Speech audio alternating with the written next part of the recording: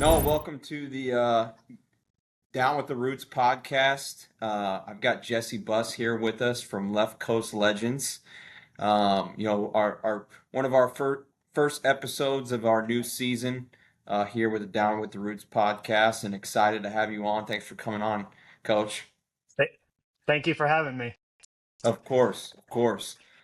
So something we kind of start off with on every podcast is, telling us everyone's story is obviously unique. Tell us a little about your story and how you got involved with grassroots basketball, and we'll take it from there. So I've been working for the Lakers for the last 20 seasons in scouting, player evaluation. Um, with the grassroots scene, my son Jaden, he started playing basketball around the age of 6. He did his first few youth seasons, and I was just watching as a fan at first. At some point, I kind of realized that he really had a talent for basketball. So I decided to start coaching him myself in various youth leagues across Los Angeles.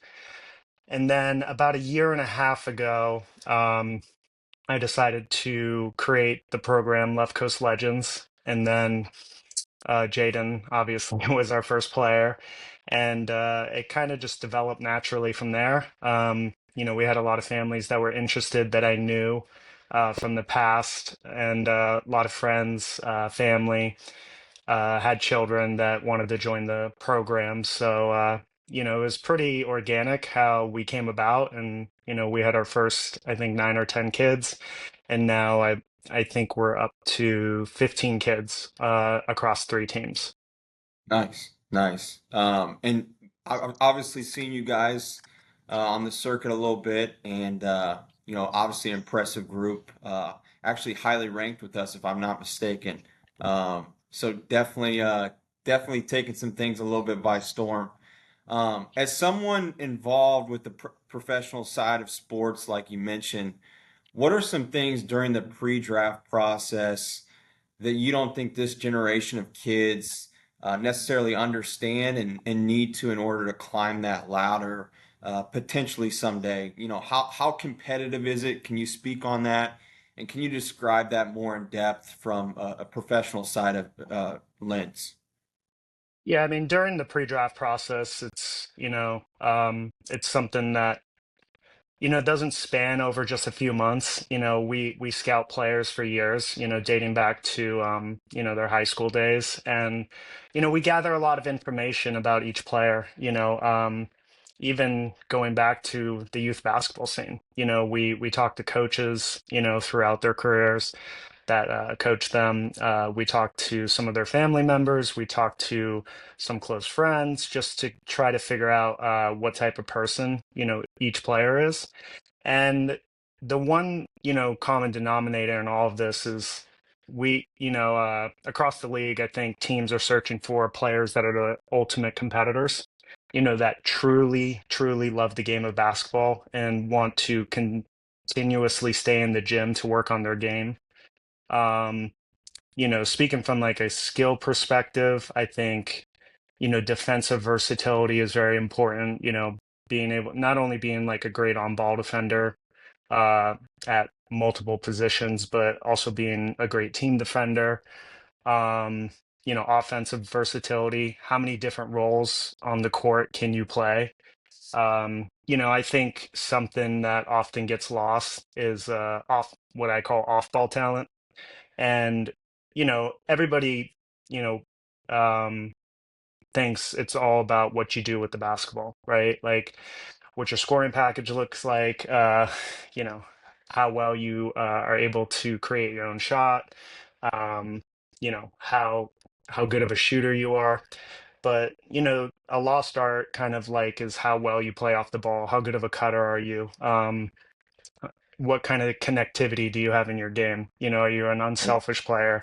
Are you gonna, fill the gaps, on offense and, things like that. So I think it's just, you want a player who is ideally the total package with all these things. And also just speaking from a physicality standpoint, when you get to playoff basketball in the NBA, you got to be tough at the end of the day. Like Hmm. you have to be physical and you got to be tough. And those are the players that ultimately have the most success in the league. So I think all of those qualities are what teams are searching for.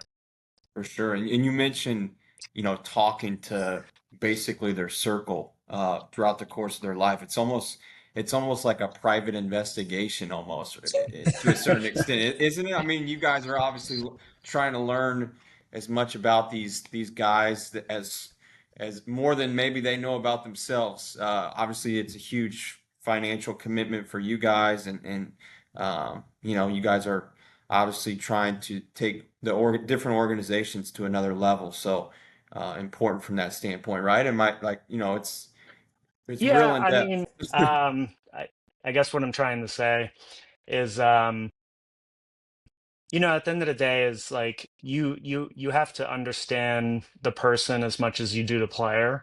Sure. And sometimes, like, there could be a great player, but he necessarily isn't the right fit for your organization, right? Hmm. And I think we've seen over time, there's many players in the NBA that don't have success with the team that drafted them, but eventually they find success in the league, and oftentimes it's on a different team. And that's just Hmm. because, maybe it's a better situation for them as a player. And, we understand that as an organization, but, so we want to make sure the player that we're picking in the draft is the right fit for our organization where that player can have the most success here and not somewhere else. Sure, sure. Expanding on that subject a little bit, what are some stories you have in the NBA of players or even coaches, executives, and their overall work ethic? What have been some things over the years that have some people have done, some stories that have just made some impressions on you? Yeah, at the end of the day, like this is a group of the 500, best players in the world that get to join the special club in the NBA. So, all of them have worked considerably hard to achieve that goal. But a personal story is, I grew up in San Diego, and oftentimes I would travel up to LA to see my dad on the weekends, usually, when the Lakers were playing. Um, on Saturdays, I would always go to the practice facility, watch a little bit of practice, and oftentimes I would either go there in the afternoon or at nighttime to get shots up, with either by myself or with a friend or two, or, Hmm. maybe one of my brothers. And, something that really impressed me is no matter what time of day it was, Kobe Bryant was always there shooting in the gym, Yeah, oftentimes by himself. And he was there for hours, yeah, after practice, before practice. It didn't really matter, but he was getting, a ton of shots up and consistently working on his game. for sure. As someone that has been a part of the AAU grassroots side of things now, what are some areas that you think the space can improve? Do you think that the NBA has some better ways to get involved? And obviously, there's a lot that's said about grassroots basketball, AAU, and the state that it's in. What are some areas of improvement that you may be seeing and how the NBA can get involved, maybe? Yeah. Just speaking from like my own personal viewpoint of this topic, I'd love to see like less zone defense during the games. Just strictly from a player development perspective, because Sure, I don't think it necessarily gives you all the tools you need to be a good defensive player, as they reach, the next level, sure, especially at the level we've played at, the 9U and the 10U level. Oftentimes it's just about how well you break a press, how well you can press, can you break a zone, how well do you, zone a team, things like that. And I'm not really sure if that's like the best strategy for long-term development, but it is effective to win at this level when players are so young, and their skill sets are still coming in. Um, One thing I've noticed that other sports do is, when it comes to like the 9U, 10U, 11U level, they do it by birth year instead of age or grade level. And I Hmm. think that's something that basketball should probably take a look at, because I think it's probably a better indicator of having players play against players their own age, and going by birth year instead of grade level. Yeah. Yeah, no, for sure. I think that it's something that we try to do, and obviously there's a lot of um, ins and outs of the age stuff and that you see in grassroots basketball and ways people try and get around it. So definitely makes sense. And I think that, I've talked with other people from the international side of things, and it's done differently over there, kind of the opposite. But now here, just trying to figure that out. What are some things that the Lakers are currently doing that you'd encourage the younger generation to get involved with? I know you guys are involved in a lot of youth initiatives. Anything out there that you would say are some good things to get involved with? Mhm. Yeah, I mean, the Lakers do a great job with their youth foundation. They often do camps, all around Los Angeles, but in different cities as well. And, they're ran really well. One of my scouts, actually, Irving Thomas, is like the head camp director, and he's been doing that for several years. I'm outside of the AAU team that I'm running. I also have a youth league um, in the Los Angeles area. It's a 3-on-3 league for ages 5 to 7, and that's something I just started about 2 months ago, and we're Hmm. gonna run all year round. But I think that's a great thing for players to kind of learn the game, uh, playing 3-on-3 as opposed to 5-on-5 right away. Sure. There's just a lot of positives to playing 3-on-3. You get more touches, there's more space on the floor, and I think it's a perfect learning tool for players that are just like, beginning their basketball journey. JJ Redick has, done quite a bit with youth basketball. I know it's been documented that, he coaches his sons, and he's done that, not only now but in the past couple years.